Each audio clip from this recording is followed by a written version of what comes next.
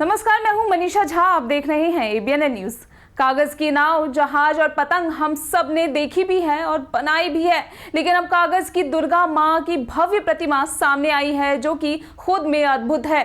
दरअसल पश्चिम बंगाल के हुगली जिले में रहने वाले 10 वर्ष के छात्र दीप्त रूप घोष ने यह कारनामा कर दिखाया है। इनकी उम्र अब केवल 18 साल है। 8 वर्ष पहले उनके घर में मां दुर्गा के पूजा को ग्रह पूजा के रूप में आयोजित करने वाली बुआ का आकस्मिक निधन हो गया। पिता भी लगातार अस्वस्थ रहने लगे। तब घोष परिवार को जैसे लगा कि वर्षों से चली आ रही उनके वंश की परंपरा के अनुसार मां दुर्गा की ग्रह पूजा अब नहीं हो पाएगी। तब 10 वर्ष का मासूम आगे आया और उसने मां दुर्गा को ग्रह देवी के रूप में पूजित करने का बीड़ा अपने मासूम कंधों पर ले लिया। बाजार से काफी महंगे दामों में मां दुर्गा की प्रतिमा को खरीदना घोष परिवार के लिए संभव नहीं था। तब दीप्त रूप ने अखबार, ऑयल पेपर और अन्य कागजों से मां दुर्गा की भव्य प्रतिमा तैयार कर डाली। कागज से बनी मां दुर्गा की यह प्रतिमा कोई ऐसी वैसी प्रतिमा नहीं है। यह प्रतिमा किसी भी मूर्तिकार की कला को हार मनवा दे। दीप्त रूप ने अखबार से मां दुर्गा के सिर की रचना की। रंगीन ऑयल पेपर से मां दुर्गा के दोनों मृगनयनी आंखों की संरचना की। दीप्त रूप के पिता दुलाल कांति और माता नुपुर घोष बताते हैं कि इस कागज से बनी दुर्गा की प्रतिमा को बिना स्पर्श किए कोई यह नहीं कह सकता कि यह पारंपरिक मां दुर्गा की प्रतिमा नहीं है। 10 वर्ष का यह नन्हा मां दुर्गा का मूर्तिकार अब 18 वर्ष का उच्च माध्यमिक पास